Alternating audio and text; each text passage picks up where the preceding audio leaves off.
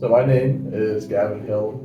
I am a student at Roberts Wesleyan University. I am currently a junior, and this is my 180 story. So the way I was raised is not typical to most Christians. My mom is a Christian, but she wasn't really practicing. My dad is an atheist. And so I had no knowledge of the Bible or Christianity growing up until I joined Boy Scouts. It was in Boy Scouts that my scout leader, Steve Cooper Doc, asked me if I wanted to be the chaplain's aide, which is just the scout who will pray at the end of meetings, and it's pretty much most of their responsibilities. And I had denied this position at first because I knew nothing about praying or about God until I talked to my parents, and they are the ones who actually convinced me to take it. I think they thought it would be good for me to take a leadership role at such a young age. And so once they told me I should take it, I went back to my scoutmaster. I told him that I would be the chaplain's aide.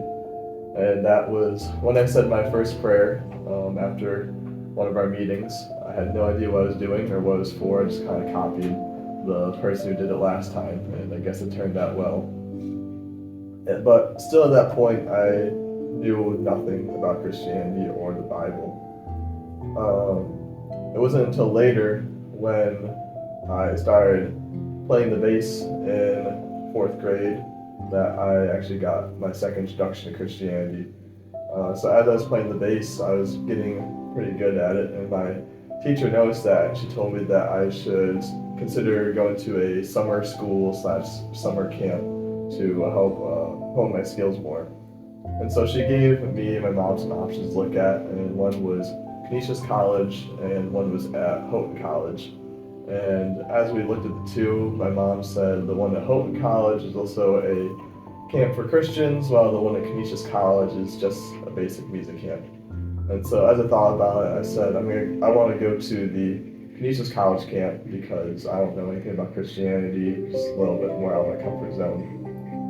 And it wasn't long after that my mom told me that the Canisius camp got closed down for good, and so I wasn't able to go there.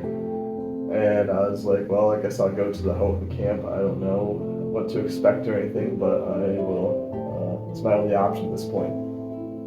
And when I showed up there, the camp was called Shehi. I was just amazed by how welcoming everyone was, especially considering that I didn't know anything about Christianity. They're all so loving, even though I knew nothing. I remember my first Devo that we did. We were turning to the book of Numbers, and he said let's go to Numbers 3:25 or something like that. And I was like, Numbers 3:25, yeah, 3:25 is a number, but what is that? And then that's when he first showed me how to navigate a Bible. And as I was experiencing the love of God through these people, we also had to go to chapel sessions. And the chapel sessions was about creation. And hearing the speaker talk about how God planned each and every one of us, created us out of his love, that was such a message of awe that I hadn't heard before, and it just really drew me in. And so I started thinking you know what, maybe this whole God thing is pretty cool, and I was maybe it's something I want to explore. And fast forward again during this week, this camp was a week long.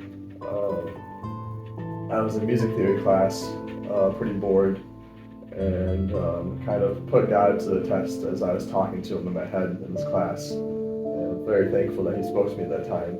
So I had this pencil, it was an Easter themed pencil, and there would be a line of bunnies on it on one side, there'd be a blue stripe again after it, and then there'd be a line of bunnies and a blue stripe, and I just repeat. And as I'm sitting there, I'm thinking to myself, I'm talking to God, and I'm like, God, if you're real, I roll this pencil, have it land on the bunnies. And so I'd roll it, and it would land on the bunnies. So I was like, okay, now land on the blue stripe, and it would land on the blue stripe. And then I did this about 15 times, and every single time it landed on the right side. And I was like, okay, maybe God is real. And so I carried that with me, that experience. And then we also had these things called sing time, where we'd sing hymns, and you could request a hymn and give a reason.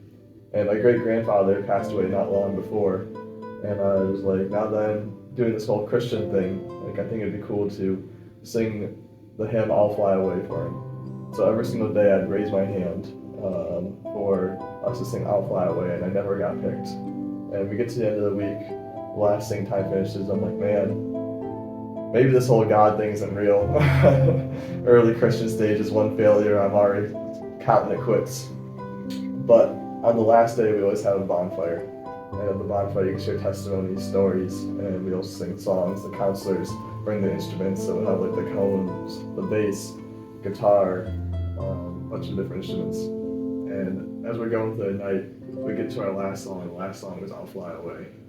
And hearing it with the instruments was just the most beautiful thing that I could have ever asked for. And at that point, I said, God, like, you are real. And from there, I just continued on my journey. I would read my Bible when I'd go home, and a couple of years later, one of my counselors at this camp plugged me into a church. And from there, I felt God's calling to be a minister, and I'm following that calling, and I'm just super excited to see what God has for me next and what He's going to add to my